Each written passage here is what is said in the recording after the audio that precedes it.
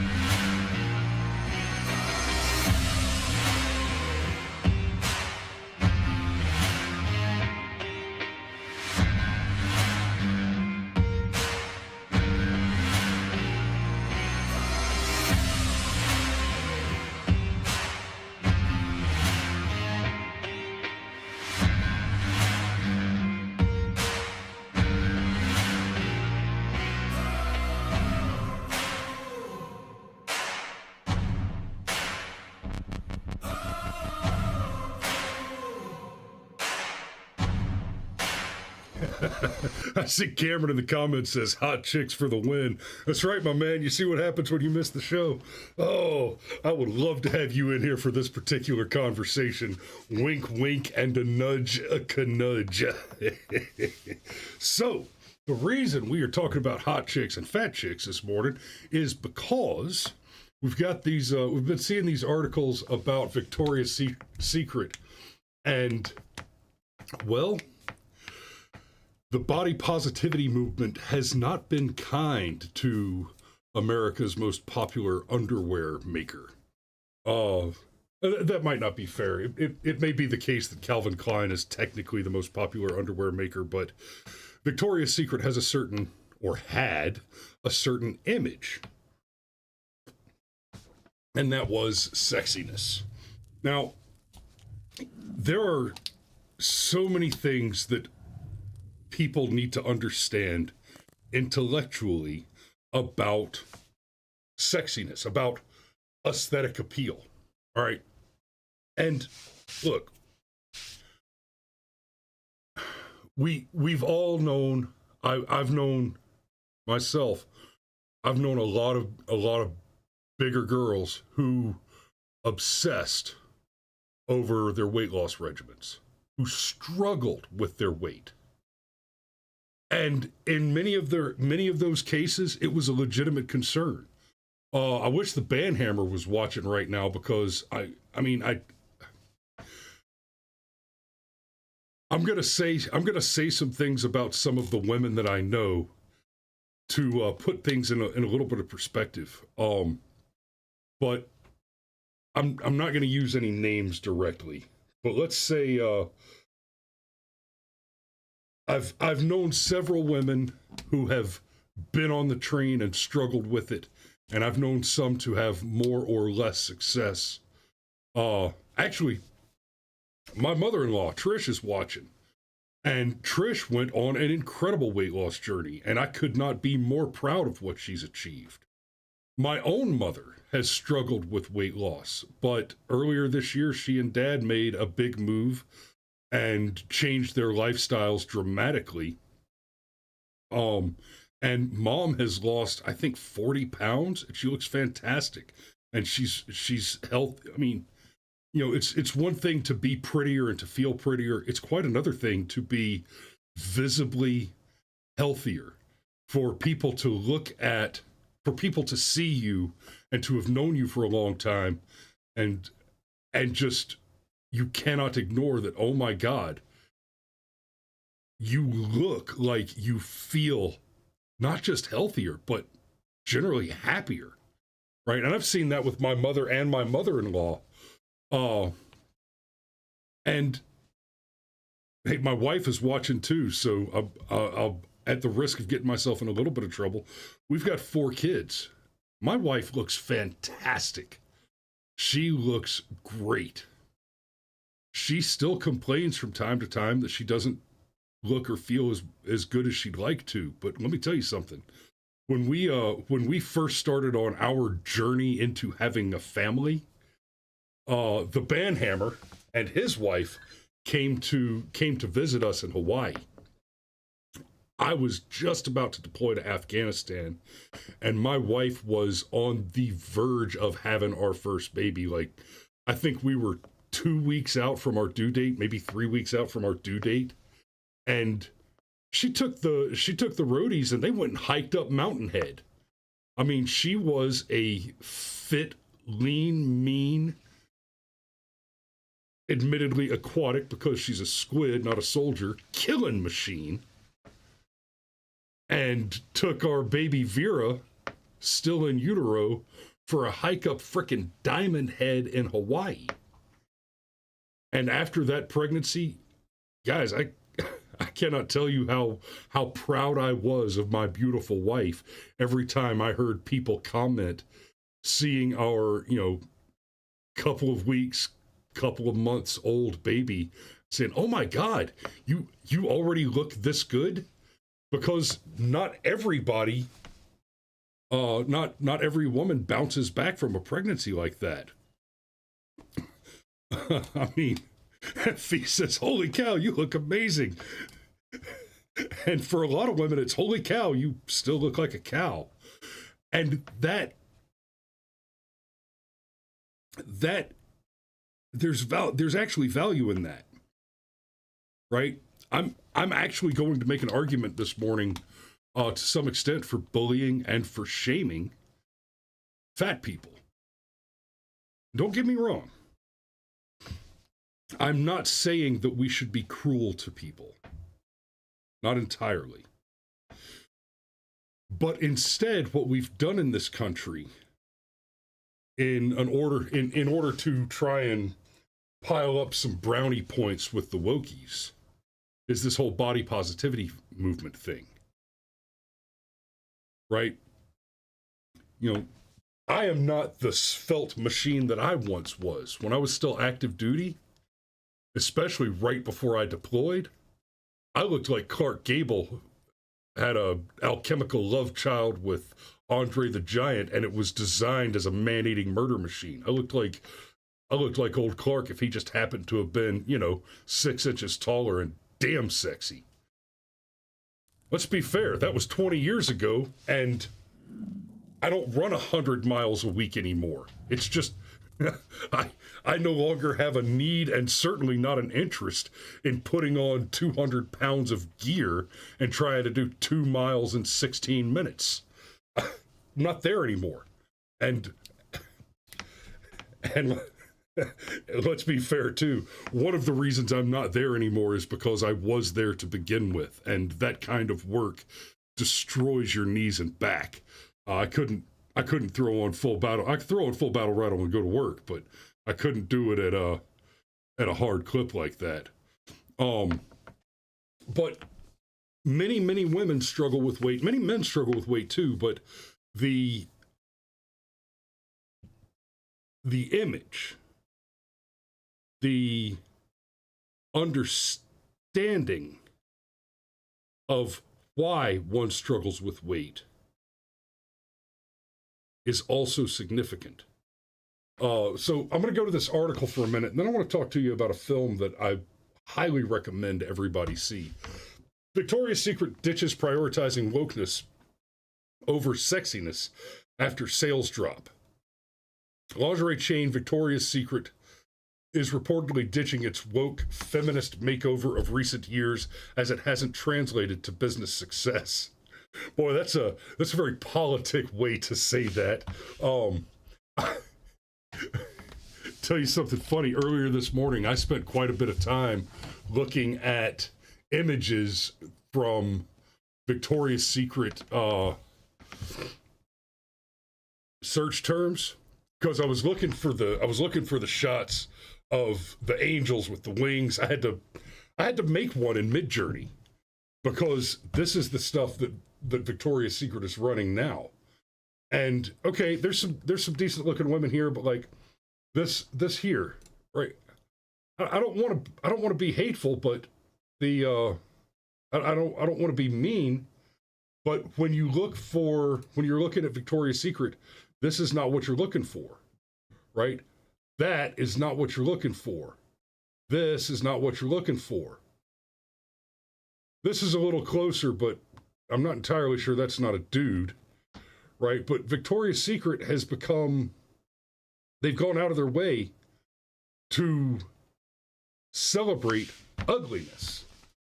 We live in a world that aesthetically purports to be a post-beauty world. Beauty is a brute attribute that is observable and recognizable. If someone has to explain to you why a thing is beautiful, that's because it isn't. Now, in fairness, it is also true that things which are truly beautiful defy explanation. Beauty is a core brute attribute of any existential argument. When you are faced with something that is truly beautiful, you know it, you feel it. And if you're asked why, you can try and wax on describing the symmetry of the composition, the pleasing way to, the aesthetically pleasing way that various complementary colors work together, or the emotionally gripping way that opposite colors set one another off and create vibrant and interesting contrasts. But quite simply, something that is truly beautiful, it's like a push-up or a unicorn. You'll know it when you see it. And when it's not, you know, when that private can't get those elbows to 90 degrees or he can't keep his back straight, you recognize it just on a glance. Oscar Wilde talked about beauty. If you've never read a Picture of Dorian Gray, you should. The Picture of Dorian Gray. In the introduction, Oscar Wilde puts forward a bit of a treatise on beauty, in which he actually exclaims that beauty, things which are beautiful, are necessarily useless because, and I'm paraphrasing and simplifying this a lot, because it's actually a pretty complex philosophical text, but essentially it's beautiful things are useless, and that is because the attribute that makes things useful is needfulness. And for a thing to be needed is different from a thing to be desirable. You do not desire the things that meet your needs. You desire to have your needs met. And at first blush, that seems like a distinction without a difference, but it's not. Uh, it's not dissimilar to the description of the thingliness of useful objects as described by Heidegger? Yes, Heidegger. So Heidegger describes the thingliness of objects in that one cannot understand, say, for example, a pen. You can't understand what this thing is unless you also understand what written language is, what ink is, what the need for marking is, what paper is, what the relationship is between this object and the paper, and a million other things which you intuit because you have that experience intellectually and you can understand what this object is. But if you were to pick this object up as someone who had never been exposed to the written language or the concept of recording concepts generally, paper, etc., and the other various relationships involved in what it means for this to be a pen, you cannot understand it. You cannot understand what it is at all. You would have difficulty even grasping the concept of the cap being removed from it. To understand what the cap is, first you must understand what the object is that it covers. That's the thingliness of useful objects. And objects become, they lose their thingliness, they lose their intellectual value and your ability to understand them as they lose usefulness. So this Sharpie in particular, I will not notice it when I'm using it because it is so useful that it simply does the thing that I need it to do. Whereas like a blunted knife, this older Sharpie that's sitting here, well, I happen to have nothing but new Sharpies on the desk. That kind of defeats my... Okay, this one is a little older. The tip is blunted. It's not going to write as well. You notice a tool, you notice a useful thing more. You become more aware of it as it becomes less useful, right? You don't think about the sharp knife in the kitchen. You use it, right? But you grab the dull knife and start trying to cut carrots with it, for example, and it doesn't quite want to get the job done, and you're suddenly very aware of that object because its objectiveness becomes more apparent as it becomes more further divorced from its usefulness. And so Oscar Wilde made the claim that a useful thing, nothing can be quite so beautiful as something that is truly useless. And part of that argument is that it is the beauty that is the aspect of it which you recognize and appreciate. So from here's an article about usefulness and faith that I wanted to talk about a bit. So one of the transcendentals, of the three transcendentals, all this useless beauty, of the three transcendentals, truth, goodness, and beauty, beauty is the first to become suspect, the first to get called out as useless, the first to be subjectivized. What is the point of enrolling in an art photography class other than to indulge your own self-expression or increase in mindfulness? Those courses that celebrate beauty waste one's time because they make no money, recruit no donors, and thus have no purpose. When Roger Scruton died on January 12, 2020, the world lost a great defender of beauty. Scruton argued that we are living in a society in which beauty is affronted by two sides. In the art world, artists cultivate ugliness. The urinal of Marcel Duchamp, for instance. And in the practical world, beauty is either misused by marketing or neglected for efficiency. They mention Duchamp.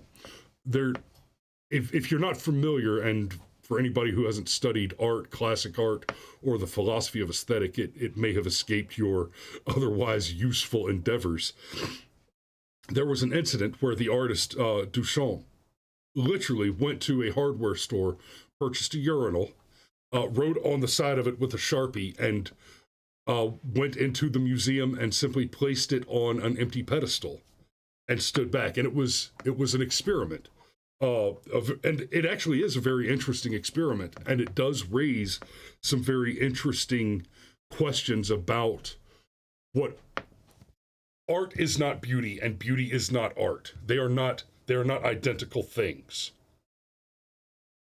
And one of the philosophical questions that is asked often is whether or not art must entail the transcendental of beauty. And Duchamp's experiment showed that at a minimum, because people stopped and observed the art and made comment on it, that for the urinal, and I mean literally, he just went and bought a damn urinal and put it on a pedestal, and people stopped and talked about it and discussed what the meaning of the piece was. Where obviously, as I've just described, there can be no meaning extracted from the work that the artist put into it. Now, that he conceptualized it as art, and then other people observed it as art, there is an argument that that makes it art. And there's even a reasonable argument that that somehow conveys a level of transcendental beauty to it as art. But that it had the innate transcendental attribute of beauty, I think one can dismiss that idea altogether. One of the last interviews that Sir Roger Scruton did before he passed away was with Jordan Peterson, and it wasn't even an argument. They had a very long and interesting conversation on the locus of the transcendentals, and I get a little misty just thinking about having lost Sir Roger Scruton, possibly the last great conservative philosopher. Brilliant man. And I highly recommend that you go and watch that particular lecture series between Peterson and Scruton. They did a great job with that. So let me bring it back around. There is a film called Branded. And I've talked about this film on the show before, but I want to talk about it a little more in detail now because it's pertinent to what's happening as far as the whole thing with Victoria's Secret. So since the brand decided to move away from its hypersexualized image, as businessoffashion.com described it in a recent article, Victoria's Secret has seen a significant revenue drop. Oh, no shit. People don't want to buy lipstick for their pigs. Not complicated. In the film Branded, at the beginning of the film, it's about a marketing guy who is hired to first he's hired to sell a vegan product in Russia, and the Russians don't want it. So he devises this ad campaign that uses a bullshit test meter. And they sell the test meter to test your beef for mad cow to scare the Russians into shying away from beef. And he explains to the vegan companies, right? He has several of them at the table, and he explains to them, look, before we can really push your product, people don't want your product. It's that simple. But if we can scare them away from purchasing your competitors' products, then they'll come back to you. I understand we're not talking about an individual product. We're talking about essentially the vegan food industry. And he tells this story, and it's a true story. Back in the 70s, the vodka industry, not a brand, not Smirnoff or Absolute, etc. No, representatives from several different companies in the vodka industry approached marketing professionals, and they said, hey, our sales are in the toilet. People are buying expensive cocktails. People are, they want their gin and tonics. They want their this. They want their that. What do we do? How do we sell our vodka? And the marketing guys said, okay, so what we need to sell is not your brands. What we need to do is we need to rebrand vodka itself.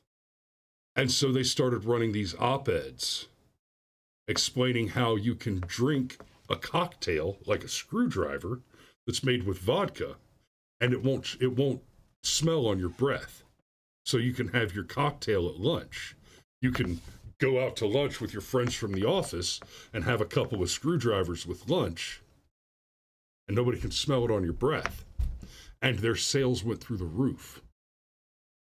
So in the film, after he does the mad cow testers, he does the next big one, and this is the one that puts him in a moral that afterward he feels like a monster, and he rightfully should.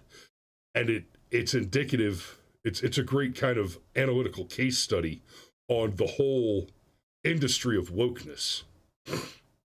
He gets approached by fast food companies after the vegan thing in Russia, and the fast food companies, their sales are suddenly slumping. So instead of rebranding the individual companies to be healthy, green, whatever, he focuses on the industry. And instead of rebranding the industry and trying to make the fast food companies at least appear to be healthier, what they do is they start one of those reality makeover show beauty contests.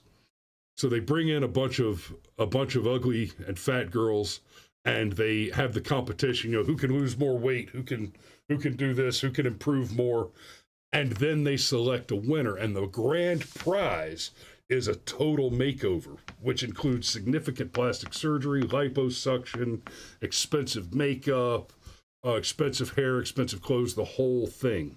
And they start that with the cosmetic surgery, and the cosmetic surgery gets botched, and the girl who won the reality show is horribly disfigured, right? And then they make that the story. And they tell the whole world, this girl's harm, this girl's injury, this girl's pain is your fault because you're too interested in health, in being healthy, and being beautiful, and being skinny and fit and all this other stuff. If you were any kind of a decent person, you would support her and comfort her by making donations to her endowment and by eating fast food. You should celebrate. You should celebrate being different, being fat. And fast food explodes. Right? Does that sound familiar? Now, to be very clear, I am not suggesting that the fast food industry at large hired some marketing professional to create the body positivity image in order to sell more fast food. Although they do all seem to support the wokies to a significant degree. I think much more likely what we'll find is that the Democrat National Committee is essentially a vassal state for the Chinese Communist Party, and they seek the destruction of the West. Take a moment. Cameron says, I just want to stop pretending like Lizzo is hot shit. Yeah, you see all these magazine covers that talk about how sexy and beautiful and bold and brave Lizzo is in her stunning... Oh, God, I can't... I may have actually just thrown up in my mouth a little. Just go tell your wife that you love her and she's beautiful. Tell her she's so hot she reminds you of Lizzo. See how that shit works out for you, sweetheart. Right? Ugh. So,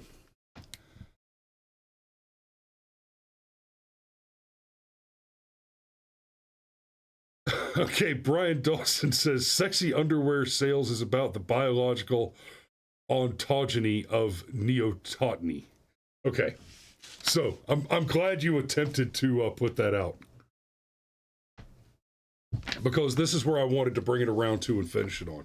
The argument, one of the primary arguments, was that Victoria's Secret's product was not for women, it was for men.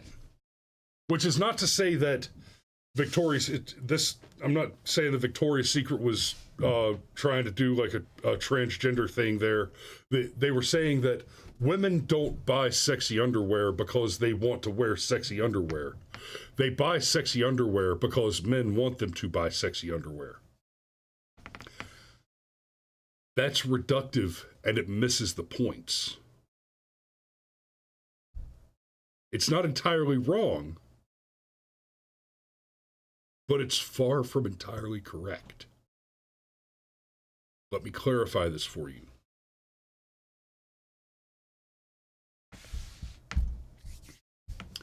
Men compete to establish dominance and supremacy over one another, to be the most desirable mate. Women compete with one another for the right of first refusal. Right? The quarterback goes to ask out not a cheerleader, he goes to ask out the head cheerleader.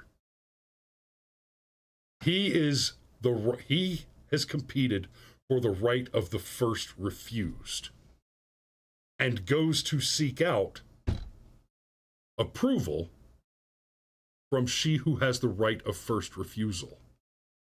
Men compete for the right to be chosen, and women compete for the right to choose. And they do it in an ordinal dominance hierarchy. This is true across every strata of human social organization without exception. Part of that competition, a woman needs to display the attributes of sexiness as part of the competitive climb to that position.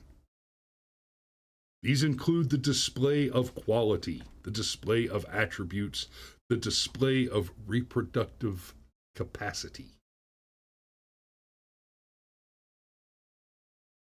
Your fashion magazines, the women that are displayed on your fashion magazines, are chosen and decorated by men who are not interested in women. By men who, at least ostensibly and by their own claim, do not have an aesthetic appreciation of what women should look like. Right? There's no secret I'm a boob man.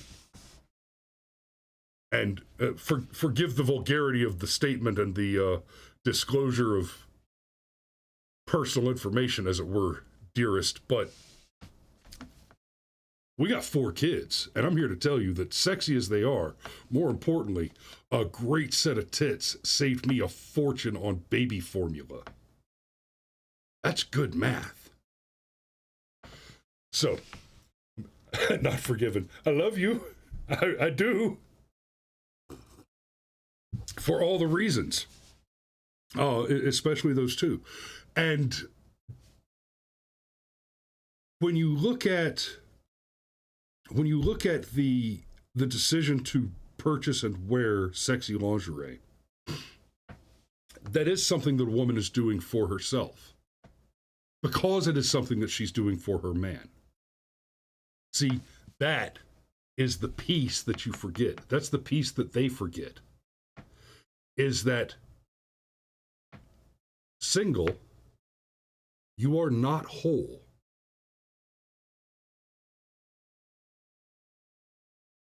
We are a coupling species.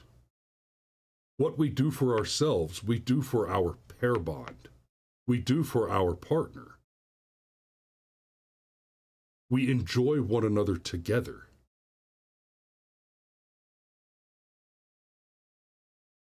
I love you, you love me, we love each other, and we love the entity that is that union. So the idea that a woman only buys sexy lingerie because her husband likes it, there's more to it than that. She also enjoys the way he looks at her when she wears it for him. Right? And to be clear, that we actually had this conversation the other day, my wife and I, when we were talking about this phenomenon. When you ladies, when you come in wearing your sexy lingerie, you're not asking him if he's interested. You're offering him permission. Just to be clear on this, you're not soliciting the request. You're not asking him if he wants to have sex with you when you walk in the room wearing the sexy lingerie. Every time he looks at you, he's asking you the question. When you do something different, you are answering the question.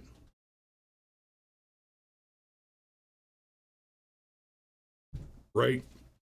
That I'm not going to go down the whole rabbit hole of consent and all that stuff, but to be clear, most especially when we're talking about a couple, right? He's always interested. When you take it upon yourself to put on a display, you are telling him, yes, it's time. Oh,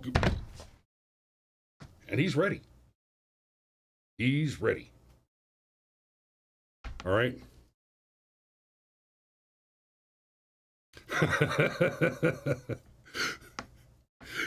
Yes, dear. Not when you're wearing it under your clothes, when you're walking in the bedroom in only the fancy pants. That is correct. That is what I mean. What I mean is when you choose to make it a point to display the fancy special underwear. Not just wearing it. So, I'm going to have to go ahead and put a pin in it there because Dawson says, got an appointment, catch you later. I also have some appointments. So, thanks for watching this morning, guys. We love you, and we will see you tomorrow.